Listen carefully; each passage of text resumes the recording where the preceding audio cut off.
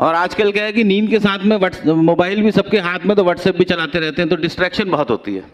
तो पहले आपकी अटेंशन लेना ज़रूरी है, इससे पहले कि आपको कुछ ज्ञानवर्धक जो यहाँ आज बट रहा है तो उसमें आपको ज्ञान दिया जाए कि क्या कैसे करना है और क्या करना है। तो इसलिए मैंने एक चीज़ उसमें डाल दी, एक्सपेक्टेशंस फ्रॉम रजिस्ट्रार्स। हम आपसे क्या उम्मीद कर रहे हैं एज ए यूआईडीआई, हम आपसे क्या सोच रहे हैं, क्या चाह रहे हैं कि आप क्या करें। सबसे पहले हमारे CEO doctor Saurabh Garg sir और आपके भी सीईओ एंड एमडी, उन्होंने भी काफी जोर दिया। और वो पहला पॉइंट आप देखिए जो है कि जो वरिष्ठ नागरिक हैं, जो स्पेशली एबल्ड हैं, दिव्यांग हैं, गर्भवती महिलाएं हैं, जो बच्चे माता पिता आए हैं बच्चों को लेकर के, गोदी में बच्चा है तो उनको आपने प्रायोरिटी देनी है। ये हमारी सभ्यता है, संस्कृति है। तो ये इस चीज के ऊपर आप जरा ध्यान दीजिएगा। उसके बाद monitoring of Aadhaar work. Aadhaar work की मॉनिटरिंग बहुत जरूरी है। जो हम यहाँ सब डिस्कशन चल रहा है वो इस बात का चल रहा है कि किस तरह से आधार का जो काम है उसको आगे बढ़ाया जाए और सुचारू ढंग से चलाया जा सके। वो किस तरह से होगा, आपको कुछ उसके लिए डेली, वीकली, मंथली कुछ मॉनिटरिंग करनी पड़ेगी। रोज जो ऑपरेटर अपने स्तर पे करे, आपका जो डिस्ट्रिक्ट लेवल के आधार के जो हमारे डिस्ट्रिक्ट लेवल सीएससी के जो आपके मैनेजर हैं वो अपने लेवल के ऊपर करें। तो कुछ टारगेट बनाएं, क्योंकि जब तक आप अपना लक्ष्य निर्धारित नहीं करेंगे तो उसको अचीव कैसे करेंगे। तो लक्ष्य पहले डेली कि भाई साप्ताहिक कोई लक्ष्य हो, आपका मासिक कोई लक्ष्य हो, क्वार्टरली कोई लक्ष्य हो, स्टेट लेवल के ऊपर, डिस्ट्रिक्ट लेवल के ऊपर एंड ऑपरेटर लेवल के ऊपर आपका अपना एक लक्ष्य होना चाहिए कि मैं इतने करूंगा, इतने मैंने अपडेट करने इस महीने में। तो जब तक आप लक्ष्य निर्धारित नहीं करेंगे आप आगे नहीं बढ़ पाएंगे और आधार का जो एनरोलमेंट और अपडेट का काम है हमारा, उसको वो गति नहीं मिलेगी जो गति हम चाहते हैं। उसके बाद जो सेंटर्स हैं, खासतौर पे एएसके के जो इनरोलमेंट भी करते हैं और जो वीएलईज के भी हैं, तो टारगेट निर्धारित किया जाए आपका अपना कि भी मैंने 100 करने, मैंने 150 करने, मैंने 200 करने, और एक स्टेप बाय स्टेप टारगेट। ऐसा भी लक्ष्य ना बनाए कि जो लगे कि यार ये तो अचीव ही नहीं हो सकता। लक्ष्य ऐसा रखना जो लगे मैं अचीव कर सकता हूं। थोड़ा सा कठिन होना चाहिए, ये भी नहीं कि बिल्कुल आसानी से अचीव हो जाए। उस तरह का लक्ष्य निर्धारित करें और फिर लक्ष्य को जैसे जैसे अचीव करें अपने लक्ष्य को बढ़ाते जाएं। उसी के साथ मैं रिक्वेस्ट करूंगा जो डिस्ट्रिक्ट मैनेजर सीएससी के यहाँ बैठे हैं कि जो भी ऐसे ऑपरेटर्स हैं आपके सिस्टम के अंदर, चाहे वो एएसके में तो नहीं, जनरली वीएलईज वगैरह हैं, जो काम नहीं कर रहे हैं उनको समय समय पर छटाई करते रहिए, उनको सिस्टम से आउट करते रहिए। उसके बाद जो पिन कोड और डिस्ट्रिक्ट वाइज हमारी डेंसिटी है, कुछ ऐसे जगह हैं, दूर इलाके हैं जैसे उत्तराखंड है, तो ऐसी जगह जो दूर दराज इलाके हैं वहां पर अपने सीएससी के एटलीस्ट बीसी को वहां तक पहुंचाएं। वहां जो कोई आदमी प्रेजेंट है आपका उसको सीएससी बीसी बनाएं, ताकि जो हमारी सुविधाएं हैं, चाहे कुछ सुविधाएं हैं, वो उस तक वहां तक पहुंच सकें। उन दूर दराज जो दुर्गम इलाके हैं, वो जो लास्ट माइल बोलते हैं ना, अंतिम व्यक्ति जो है, उस अंतिम व्यक्ति तक हम अपनी सेवाओं को दे सकें।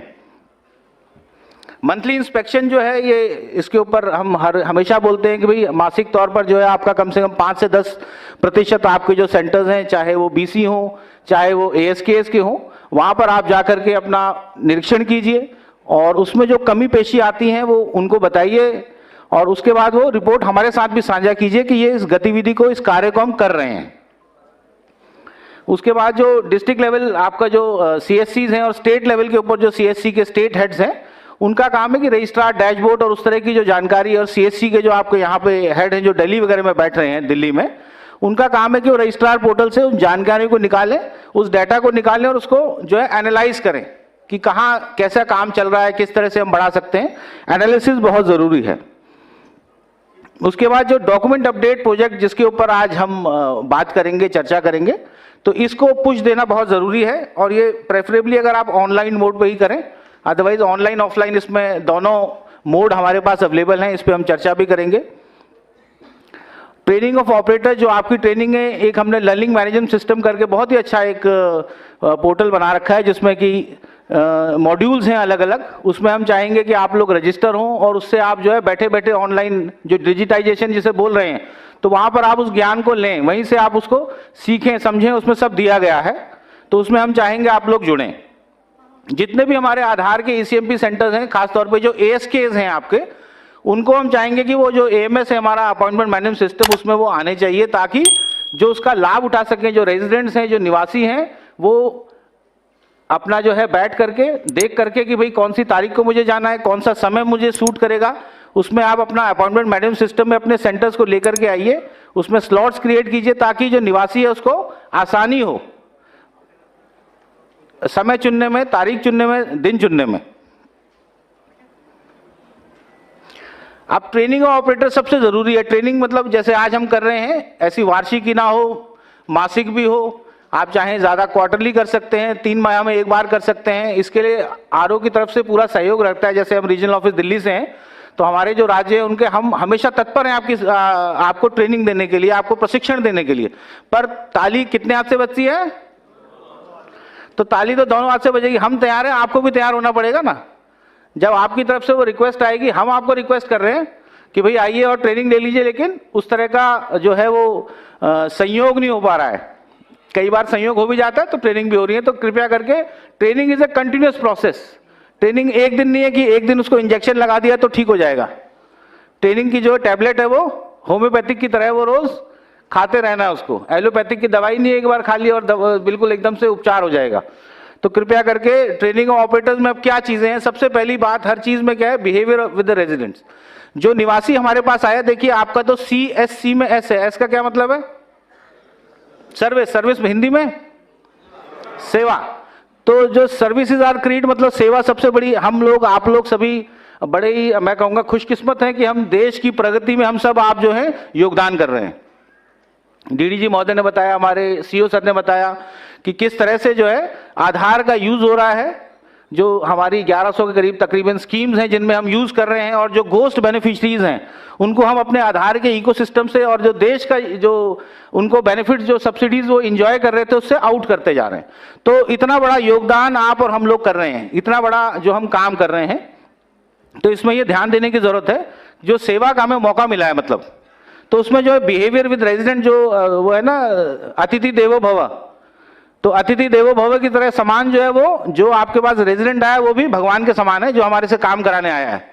तो उससे सबसे पहला जो है वो, जो सबसे पहली स्लाइड ही क्या थी, उसमें कुछ कैटेगरीज हैं। एक रुष्ट पुष्ट यंग आदमी और एक जो कोई वरिष्ठ नागरिक हमारे पास आए हैं, तो उनको थोड़ा सा हमें प्रेफरेंस देना है। साथ साथ जो है रेजिडेंट्स के साथ हमारी बातचीत, सबसे बड़ी चीज जो होती है वो बातचीत ही होती है। जो डॉक्यूमेंट अपडेट की हम बात करेंगे उसमें बातचीत से ही शुरू होगा, सब कुछ कम्युनिकेशन से शुरू होगा।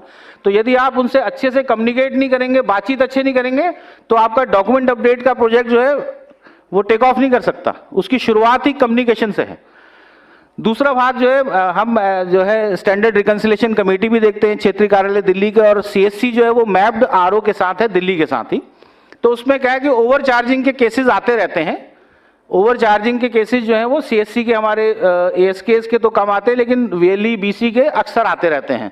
तो उसमें जो है कृपया करके जो आपके फिक्स चार्जेस हैं, जो हमने फिक्स कर रखे हैं चार्जेस, चाहे 50 रुपीज़ हैं, 100 रुपीज़ हैं, तो उन्हीं चार्जेस को आप लें।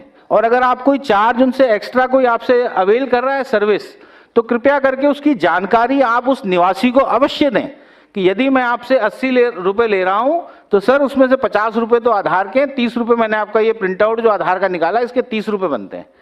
समझ रहे हैं आप? एजुकेट करना, अवेयर करना बहुत ही आवश्यक है।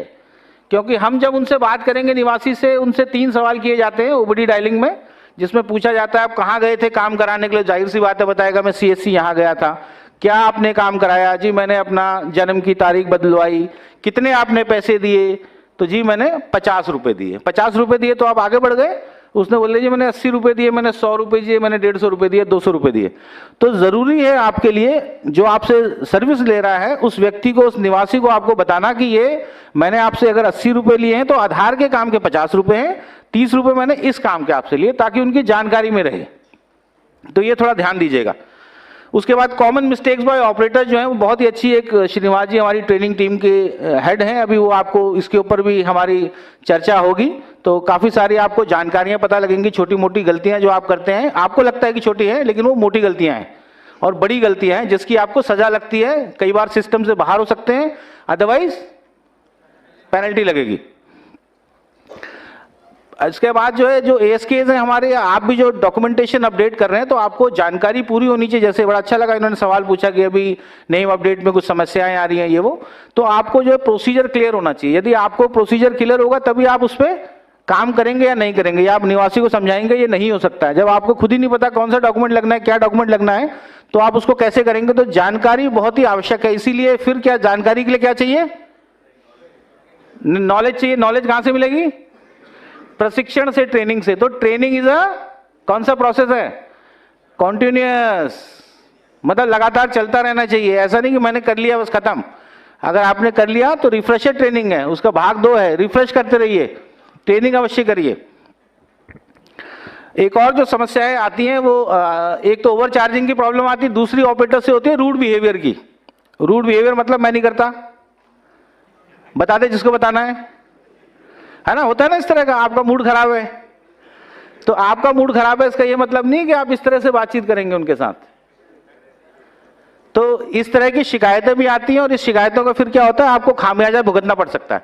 तो कृपया करके कर्टिसी को कभी नहीं भूलना है। कोई आप अगर परेशान हैं तो जो सामने वाला आया, हो सकता है वो घर से और परेशान होकर आया हो, तो जब 2 परेशान आदमी मिल जाएंगे तो और ज्यादा परेशानी बढ़ेगी, तो उससे क्या है, आपका नुकसान हो सकता है। तो काम ऐसा नहीं करना है जिससे अपना नुकसान हो, ठीक है। तो कृपया करके इसका ध्यान दीजिएगा। जो भी आपके पास निवासी आते हैं एज अ ऑपरेटर, क्या बताया था, अतिथि देवो भव, वैसे ही जो कस्टमर है वो भी देवो भव ही है आपके लिए। जो भी निवासी रेजिडेंट जो आया है वो भगवान समान है।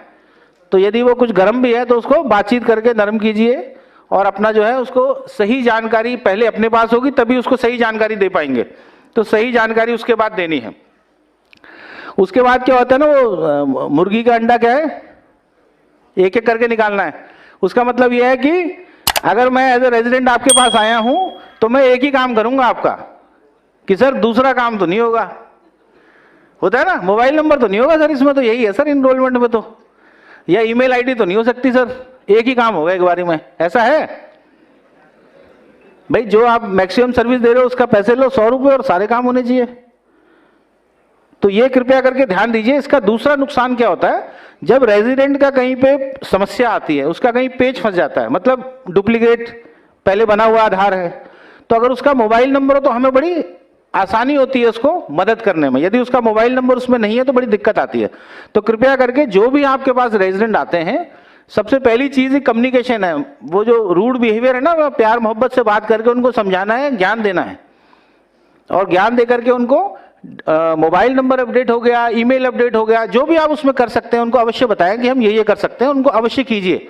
उसका इंतजार मत कीजिए कि अंडा एक एक करके निकालना है ना, मुर्गी नहीं कर देनी है काम। अपॉइंटमेंट पोर्टल में पहले ही बता चुका हूं कि कृपया करके सभी जो ऑपरेटर्स हैं हमारे एएसकेस खास तौर पे, आपको अपॉइंटमेंट पोर्टल पे अवश्य होना चाहिए। उसके 2 फायदे होते हैं। एक क्या होता है कि आपका अचानक भीड़ आ जाएगी, एकदम से 10 लोग आके खड़े हो गए, जी मेरा कर दो, जी मेरा कर दो, भाई मेरा कर दो, है ना। लेकिन अगर आपने अपॉइंटमेंट मैनेजमेंट सिस्टम में अपने को डाल रखा है, आपने स्लॉट बना रखे हैं, आधे आधे घंटे के स्लॉट दिए हैं, तो उसमें क्या होगा कि लोग जो फ्लो है आपके पास, वो पानी का नल ना एकदम से खोल दिया तो भर करके पूरा पानी नहीं आ रहा है, थोड़ा थोड़ा करके आपने कंट्रोल कर रखा है नल को, उस हिसाब से पानी बाल्टी में आ रहा है ना। तो ये कृपया करके इसमें डालिए, तो उससे क्या होगा, आपका जो क्राउड आ रहा है वो कंट्रोल्ड रहेगा। दूसरा, आपका जो आपको पता रहेगा आज मेरे पास कितना क्राउड है, मेरे कितने लोग जो हैं आज हमारे पास अपडेट कराने के लिए, इसके लिए आने वाले हैं। तो कृपया करके इस पर जरा सोच विचार कीजिए। डिस्ट्रिक्ट जो टीम्स हैं और अपना जो स्टेट हेड्स हैं, आई विल रिक्वेस्ट देम कि उनको अवश्य इसके ऊपर ध्यान दे करके इसके ऊपर लेकर के आना चाहिए। उसके बाद है जो आप रोज काम करते हैं उसको हम देख सकते हैं। तो डेली जो आपकी हमारी रिक्वेस्ट ये है कि आप एनालाइज करें कि आपने अभी कितने पैकेट क्रिएट किए, उसमें से कितने अपलोड हो गए, कितने सिंक हुए, इसको देखना बहुत जरूरी है। अदरवाइज क्या होगा, आप देखेंगे नहीं, अपना कर देंगे, जब तक पहला पैकेट आपका सिंक नहीं हुआ दूसरे पे मच जाए तो समस्या क्या होगी कि बाद में वो पैकेट गुम हो जाएगा, आपने पता लगा आपने लोड ही नहीं किया। ये समस्या आई थी, हमने चेक किया, इसका एक नोटिफिकेशन भी दिया था, यूआईडीआई की तरफ से एक नोटिफिकेशन भी गया है। उसके बाद साथ साथ एक और ये है कि जैसे अभी हम डॉक्यूमेंट अपडेट की बात कर रहे हैं, तो वैसे ही एक और क्या है, बायोमेट्रिक अपडेट। हर 10 वर्ष में आदमी को जो है अपना बायोमेट्रिक अपडेट भी करते रहना चाहिए। उसके बाद एक और नोटिफिकेशन समय समय पर रजिस्ट्रार्स को हम भेजते रहते हैं। उसमें ये होता है कि आपने रिमोट सेशन पे नहीं देना है। आपको फोन आएगा, जी मैं टैक्स सेंटर से बोल रहा हूँ बेंगलुरु से, एक बार अपना सिस्टम देना सर, कुछ प्रॉब्लम आ रही है आपकी, या हम एक सिस्टम में पायलट कर रहे हैं कुछ, आप अपना सिस्टम दे दीजिए। कृपया करके ऐसे किसी भी झांसे में उसमें नहीं आना है।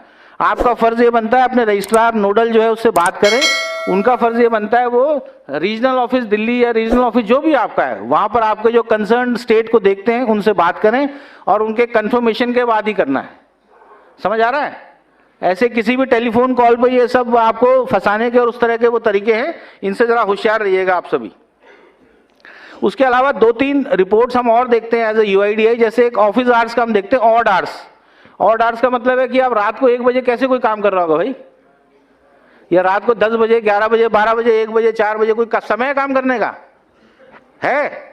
हाँ, तो कृपया करके ध्यान दीजिएगा कि जो आपके ऑफिस के जनरली 8 to 6 के टाइम है या 9 to 6 वाला जो टाइम है उसी में ही आप काम करें। ऑल्दो आप सीएससी वाले हैं थोड़ा एक्सटेंड भी कर सकते हैं, पर थोड़ा एक्सटेंड का मतलब 6 से 7 हो सकता है। उसका मतलब ये नहीं कि रात को 11 बजे तक काम हो रहा है। ध्यान दीजिएगा, इस पे नजर रहती है।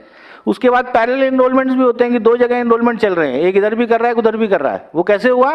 क्योंकि आपने सिस्टम अपना कॉम्प्रोमाइज कर दिया। किसी ने बोला कि मैंने यहां से कर रहा हूं एक, ये तो क्या हुआ जिसको भोला वाला वो हुआ, एक दूसरा जिसने खुद ही कर दिया कि लो सर आप कर दो काम। समझ रहे हो? तो जरा ध्यान दीजिएगा। तीसरा जो है QGIS रिपोर्ट होती है जिसमें कि हम ये देखते हैं कि आपकी मशीन कहां पे काम कर रही है। ओके, तो मशीन कहां पे काम कर रही है उसकी लोकेशन आ जाती है। उसकी लोकेशन हम मैप के ऊपर प्लॉट करके निकाल देते हैं तो पता लगे कि आप मशीन तो दिल्ली में रजिस्टर्ड है लेकिन काम कर रही है हरियाणा में या राजस्थान में, उत्तर प्रदेश में। तो ये चीजें भी सब देखी जाती हैं। आप ये सोच रहे हैं कि भाई यूआईडीआई की आंख बंद है, मैं आपको ये बताना चाह रहा हूं कि आंख बंद नहीं है, यहां सब चीज दिख रही है हमारे को। तो कृपया करके जो है ध्यान दीजिएगा इनके ऊपर। उसके बाद अभी सिन्हा जी बता रहे थे ना कि वर्कलोड आपका बढ़ने वाला है। तो वर्कलोड बढ़ने वाला का मैं बोलूंगा कि आपके लिए क्या ये एक अपॉर्चुनिटी है। बिल्कुल ठीक बोला किसी ने, it is an opportunity for you. Document update जो प्रोजेक्ट है ये सबके पास है। ये पढ़ा किसी ने या बस रख लिया, घर जाके पढ़ेंगे? अच्छा, 1 महीने पहले पढ़ लिया था, बहुत बढ़िया। कौन से डिस्ट्रिक्ट के हो और कौन से राज्य के हो? वेरी गुड, राजस्थान के, शाबाश। तो ये जो एक आपको सभी को हमने दे रखा है, ये इसमें 4 पेज हैं।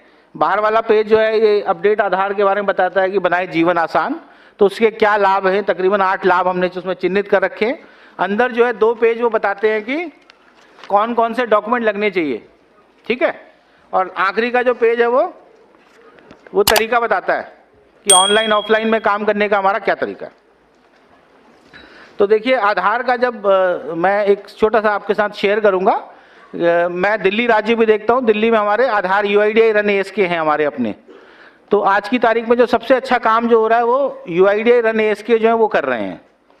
तो जब इनिशियली हमने यहाँ पे भी शुरू किया तो बड़ी दिक्कत परेशानी है, अरे साहब कोई करता नहीं है, लोग बोलते हैं हमें पता ही नहीं है, साहब डॉक्यूमेंट नहीं मिलते हैं, अरे साहब 50 रुपए ले रहे हैं, लोग कराने को तैयार नहीं, अरे साहब ये तो होता ही नहीं, एक्स्ट्रा मैन पावर कहाँ से आएगी, ठीक है। तो जो तमाम काम नहीं करने के बहाने होते हैं ना, ये जो काम करना चाहता है वो रास्ता ढूंढेगा, जो काम नहीं करना चाहेगा वो, क्योंकि बहाने ढूंढने के लिए रास्ता ढूंढने की जरूरत नहीं, बैठे बैठे बहाना कुछ भी बना दो। तो इस तरह के बहाने बनाए जाते थे।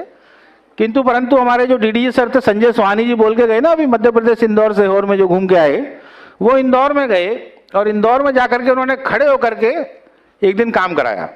और उस दिन जो इंदौर का था वो 300 इनरोलमेंट अपडेट वो दिन में करते थे। 300 इनरोलमेंट अपडेट दिन में, उन्होंने 90 डॉक्यूमेंट अपडेट किए उस दिन। आप ये सोचिए कि वो 300 इनरोलमेंट अपडेट पूरे दिन में वो करते थे और 90 उन्होंने इनरोलमेंट अपडेट एक दिन में किए, वो भी कब? 11 बजे से लेकर के शाम को 7 बजे उस दिन सेंटर बंद करना पड़ा क्योंकि भीड़ इतनी हो गई। तो क्या उन्होंने स्ट्रेटेजी अपनाई, वही स्ट्रेटेजी मैं आप सबके साथ शेयर करना चाहूंगा। तो तब तक हमें भी लगता था शायद नहीं हो सकता, लेकिन जब एक सेंटर में हो गया, अब हम सब पे भी दबाव आया, भाई अब आपके बॉस ही काम करके आ गए तो अब तो करना पड़ेगा। तो फिर दिल्ली सबसे नजदीक है, दिल्ली वाले ऑपरेशन ASK मैनेजरों को बुलाया गया और उनको बताया गया कि भाई कोटा देख लो, सॉरी इंदौर छोटी सी जगह है और इंदौर में 300 में उसने भाई 90 कर दिए। तो 300 में 90 लगाए तो कितनी एवरेज बनती है परसेंटेज में? 20, 30 से थोड़ा ऊपर। तो कहने का मतलब यह है कि भाई ये तो 30% कन्वर्जन रेट है, ऐसा कैसे हो सकता है। उसके बाद दिल्ली में जो है फिर जो हमारे एएस के मैनेजर्स हैं, ऑपरेशन मैनेजर्स हैं, वो फिर इसके ऊपर बिल्कुल एकदम समस्या उनको समझ आ गई, तरीका भी समझ आ गया, और समस्या के तरीका समझने के बाद वो लग गए, और आज की तारीख में तकरीबन जो है 100 सवा 100 हर सेंटर में आता है, और हाईएस्ट एक दिन का 286 है, 286 document update in a day, जहां पे 16 मशीन की हमारी सेंटर्स हैं, 16 मशीन वाले सेंटर हैं। तो I am sharing with this you, आपके साथ मैं इसलिए शेयर कर रहा हूं ये बताने के लिए कि ये कर सकते हैं हम। ये सोच बदलने की जरूरत है, हमारे सोच में कमी है, काम में मार्केट में कोई कमी नहीं है, सही जायज काम में। ओके, तो 4 भाग हैं इसके। जो डॉक्यूमेंट अपडेट है वो चौथा अपडेट है, उसके पहले 3 भाग और हैं। सबसे पहला भाग होता है कम्युनिकेट। कम्युनिकेट मतलब जो आदमी आपके पास आया है उसको आपने बातचीत करनी है, उसको थोड़ा सा आपने कंफर्टेबल करना है। अब भाई मेरे पास टाइम नहीं, भाई आज तो हो गया, लंच का टाइम हो गया, अभी ये क्या टाइम है आने का, ऐसे बात करोगे करवाएगा? जो करवाने आया था वो भी नहीं करवाएगा। कंफर्टेबल करोगे, उससे बातचीत करोगे, कम्युनिकेट करोगे, एक आप चैनल खोल रहे हो। उसके बाद उसको आपने एजुकेट करना है कि हाँ जी ठीक है। अच्छा, आपका देखिए एडवांटेज क्या है कि आप, मैंने पहले ही बताया ना कहाँ कहाँ फैले हुए हैं, कितने सारे आप लोग हैं, 15,000 दिखाया सिन्हा जी ने अभी एक्टिव हैं।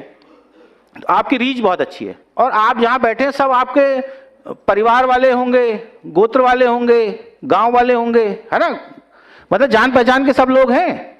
ऐसा कोई नहीं कि मतलब दिल्ली से वहां करवाने जाएगा, सिहोर जाके करवाऊंगा भाई, वहीं आपके आसपास के सब लोग हैं, आप भी वहीं के हैं, तो इसीलिए आपके लिए और आसान हो जाता है।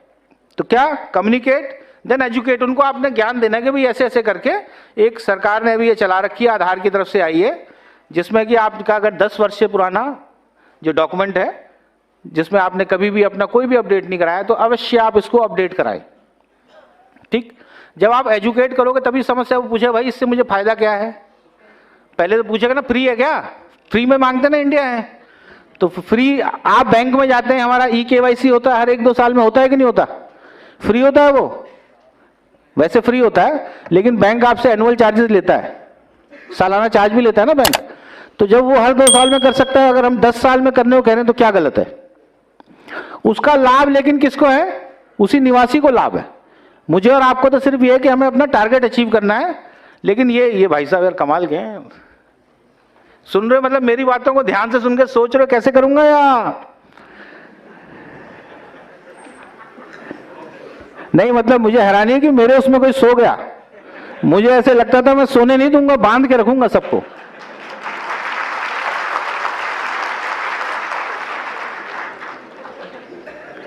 थॉट प्रोसेस वो निकल जाता है। कहां पे थे हम? एजुकेट पे थे। तो कम्युनिकेट एंड देन एजुकेट, और उनको फिर मोटिवेट करना है। मोटिवेट करने का काम भी हमारा कि कुछ नहीं है, 50 रुपीज चार्जेस हैं और आपका आगे का लाइफ आसान हो गया। अगर कहीं पे आपको कोई समस्या आएगी, अभी धीरे धीरे क्या हर चीज ऑथेंटिकेट होना शुरू हो रहा है। आधार जो है ऑथेंटिकेशन की ओर जा रहा है कि जो भी आपको सब्सिडी मिलेगी उसके लिए ऑथेंटिकेशन विल बी कंपलसरी। तो जब आपका कंपलसरी हो जाएगा, आपका डाटा मिसमैच ना हो जाए। सबसे ज्यादा जो है लोग जो आधार का लाभ उठाते हैं वो लोग अवश्य आपसे करवाएंगे, वो जरूर आपका जो है। और दिल्ली में तो देखिए सबसे ज्यादा अवेयर और एजुकेटेड लोग हैं, मतलब यहाँ पे कम पढ़ी लिखी जनता नहीं है, यहाँ ज्यादा पढ़े लिखे लोग हैं। हर आदमी अपने आप को वीआईपी समझता है। लेकिन जब यहाँ पर नंबर आ सकते हैं जहां पर कि हर आदमी उस सब्सिडी का फायदा भी नहीं उठा रहा, लेकिन सिर्फ किस चीज से? Communicate, educate and motivate. जब ये 3 आप कार्य करेंगे, ये 3 स्टेप्स जो हैं, चौथे में जाकर के फिर अपडेट आता है। ठीक है, तो जो मैं ये कहना ये चाह रहा हूं कि जो डॉक्यूमेंट अपडेट है ये एक रेवेन्यू जनरेटर है आपके लिए। It is an opportunity for you, क्योंकि अब जितने आपके लोग हैं सेंटर में उतने ही रहने वाले हैं। यदि आपका वीएलई बीसी है, आपका कोई खर्चा नहीं लगने वाला। इसमें क्या लगने वाली है? जबान, बाकी कुछ नहीं लगेगा। आपका सेंटर चल रहा है, बिजली का बिल भी आ रहा है, पानी का बिल भी आ रहा है, और वही आदमी आया है, कोई दूसरा आदमी नहीं है। हमने किनको टारगेट किया कि जो साथ में उसके छोड़ने आता है ना। भारत में 2 लोग जाते हैं हर जगह, पत्नी है तो पति होगा, बच्चा है तो पिता होगा, वृद्ध माता पिता है तो बेटा होगा। तो टारगेट आपका वो बेटा है, टारगेट आपका वो पिता है, क्योंकि उसके पास क्या है? मोटरसाइकिल भाई कम से कम लेके आया होगा, तभी तो लाएगा। उसको लाए किस लिए हैं? वो सवारी, वो मतलब वो है सवारी चलाने वाला है वो। तो भाई उसके पास ड्राइविंग लाइसेंस तो होगा ही। समझ रहे हैं? तो बेसिकली आपने टारगेट करना है, जो दिखता है वो, और जो बिकता नहीं है वो टिकता नहीं है। तो अगर आप बिकेंगे नहीं तो ये अस्तित्व का मसला है। तो कृपया करके जो डॉक्यूमेंट अपडेट है इसको बहुत ही आपने सीरियसली लेना है, और कुछ इसमें खर्चा नहीं है आपकी जेब से कि एक्स्ट्रा पैसे लगने वाले हैं, सिर्फ आपकी बातचीत लगने वाली है, आपकी जो है लाइजनिंग लगने वाली है, आपको उनसे जो कैसे आप लहजा करते हैं, कैसे बातचीत करते हैं, कैसे आप कम्युनिकेट कर रहे हैं, कैसे आप एजुकेट कर रहे हैं, कैसे आप उनको समझा रहे हैं कि क्यों ये जरूरी है उसके लिए। मेरा उसमें फायदा नहीं है, आपका फायदा है ये करवाने से, ताकि भविष्य में आपको आधार की जो भी सेवाएं ले रहे हैं, भारत सरकार की, राज्य सरकार की, जो भी आप सेवाओं का आनंद ले रहे हैं वो सुचारू ढंग से मिलती रहे, उसमें कोई भी अवरोध ना आए, स्पीड ब्रेकर। ठीक है, तो कृपया करके ये बताइएगा।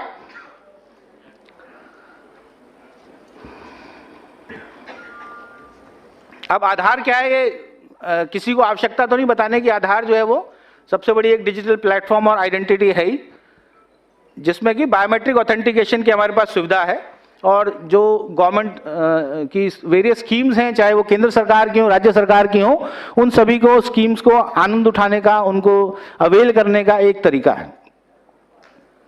इन सभी को अपना सर्विसेज को अवेल करने के लिए क्या आवश्यकता होती है कि हम अपना आधार का ऑथेंटिकेशन कराएं, और उसको लिए जरूरी क्या है, अपने डिटेल अपडेट करें।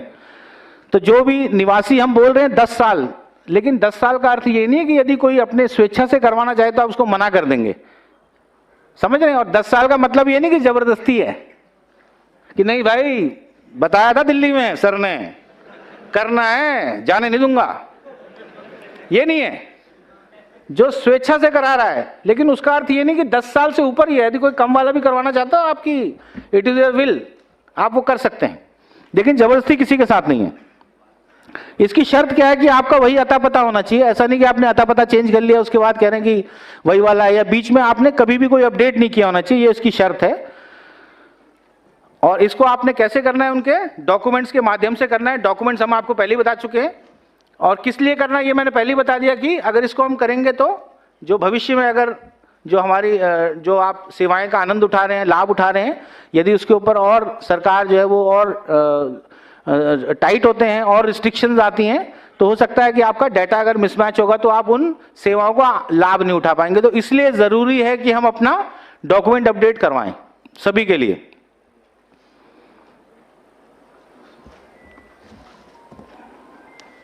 अच्छा, कैसे होगा? अभी आप सब ज्यादातर लोग तो आप कर चुके हैं। अच्छा, कितने लोग जिन्होंने नहीं किया अभी तक डॉक्यूमेंट अपडेट?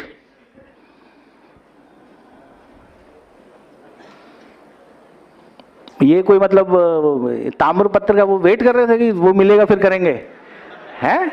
ऐसा क्यों नहीं कर रहे भैया? बाकी देखो, मतलब काफी कम लोग हैं, मैं देख रहा हूँ शायद 5 से 8% लोग भी नहीं जिन्होंने नहीं किया है। तो बड़ी अच्छी बात है कि आप जानते हैं।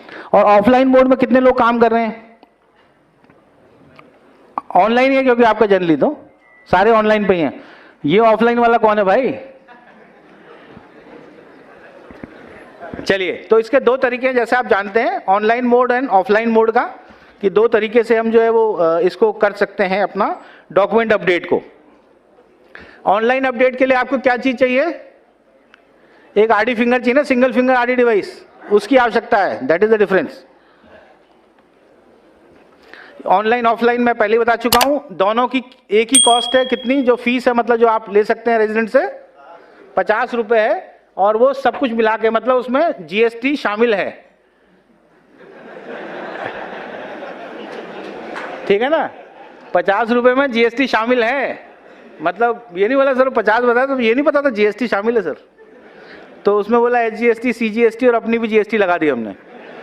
तो जीएसटी जो है वो शामिल करके 50 रुपए जो है ऑथराइज रेट है, जो आप उससे रेजिडेंट से ले सकते हैं, जो आप उनका डॉक्यूमेंट अपडेट का कार्य कर रहे हैं। अच्छा, अब ऑनलाइन कैसे करेंगे? इसकी प्रक्रिया क्या है कि ऑपरेटर जो है अपना स्कैन और डॉक्यूमेंट को अपलोड कर लेंगे, और उसकी रिक्वेस्ट है उसको ईसीएमपी में सबमिट कर देंगे। सबसे पहला कार्य वहां से शुरू होता है जहां पे आपने उसको क्या किया, मोटिवेट कर दिया, एजुकेट कर दिया। तो उसमें पहले आपने बीच में ये भी देख लेते हैं कि क्या इसका आप भैया आधार कार्ड दिखा दो अपना, और क्या देखोगे दूसरी चीज, कोई भी पीओआई डॉक्यूमेंट है आपके पास। मैं उनको बता रहा हूँ वो कैसे टारगेट करते हैं, कैसे मतलब पूछते हैं रेजिडेंट से जब बात करते हैं। हमारे पास क्या है, जो आधार सेवा केंद्र, उसमें लोग अपना पब्लिक ग्रीवेंस को सॉर्ट आउट करने के लिए भी आते हैं कि जी मेरी ये समस्या है, इसको कैसे होगा और ये क्या होगा, या मेरा आधार नहीं बन रहा है, आपके पास भी आते होंगे।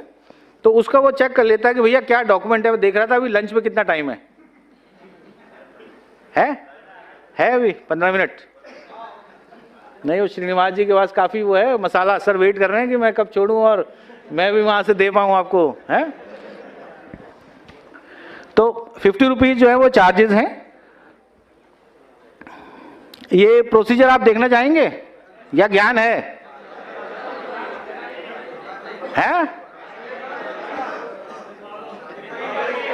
तो देख लो, अरे भाई देख लो, उसमें तो ज्ञान की चीज ही नहीं है। उसमें क्या, वो स्क्रीनशॉट ले रखे हैं, देखिए स्क्रीन की ओर देखें।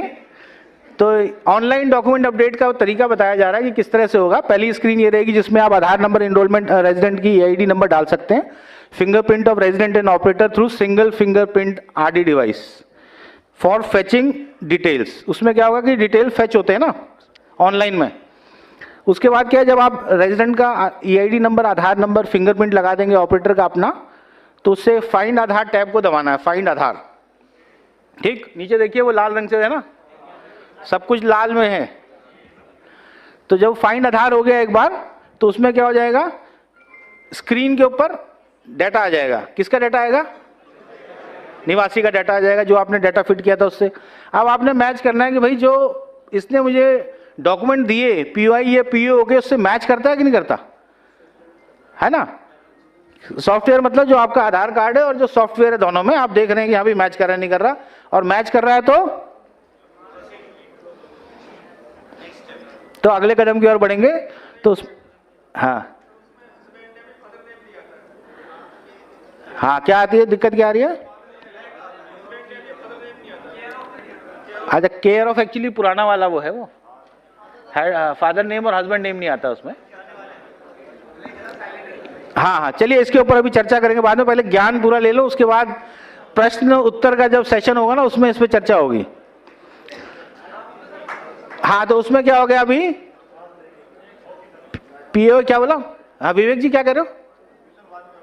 अच्छा, मैं कहा लंच बोल दिया, अभी नहीं है।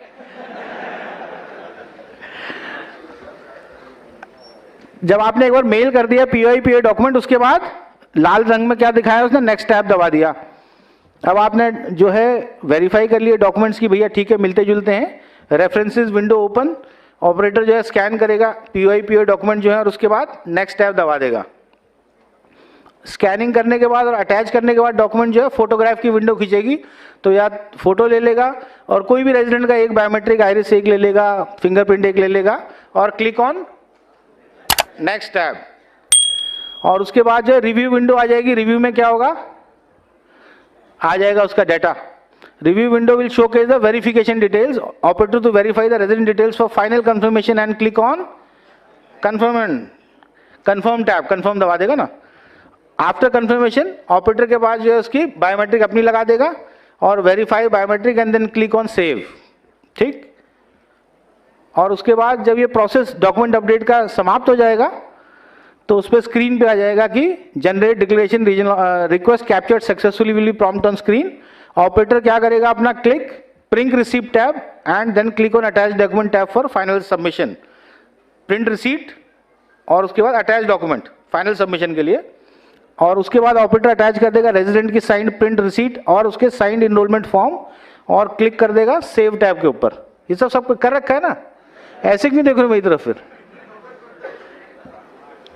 और फाइनली जो है इसके ऊपर अंत में क्या हो जाएगा, complete enrolment for completing the document update request successfully.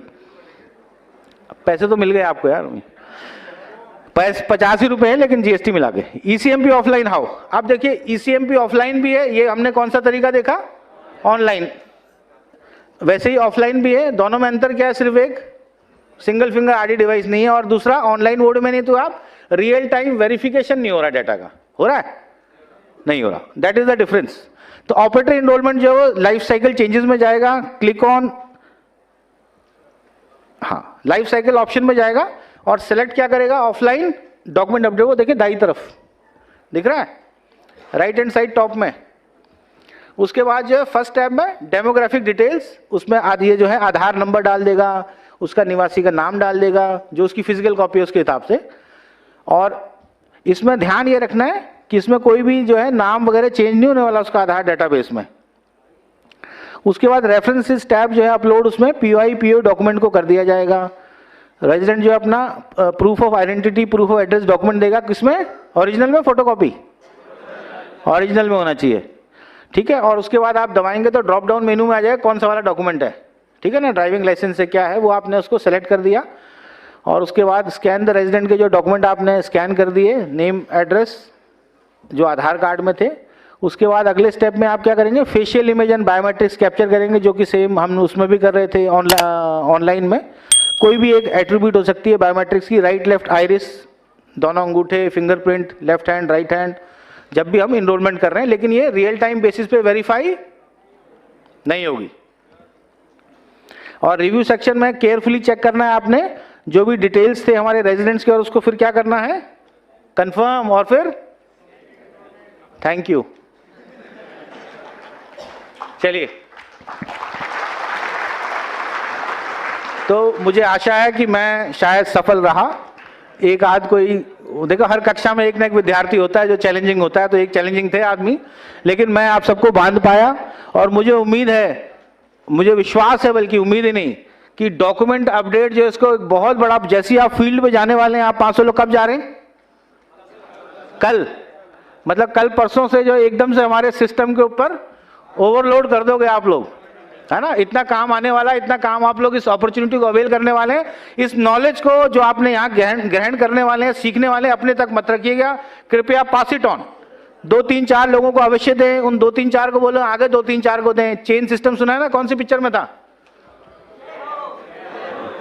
तो कृपया चेन बनाएं। और इसको जो एक मतलब फील्ड में हमें दिखना चाहिए कि अभी हर रोज में जो एकदम से जो हमने ट्रेनिंग यहाँ पे UID और CSC की पार्टनरशिप में आपको जो ट्रेनिंग मिल रही है, जो आप ट्रेनिंग ले रहे हैं, इसका आप संपूर्ण लाभ उठा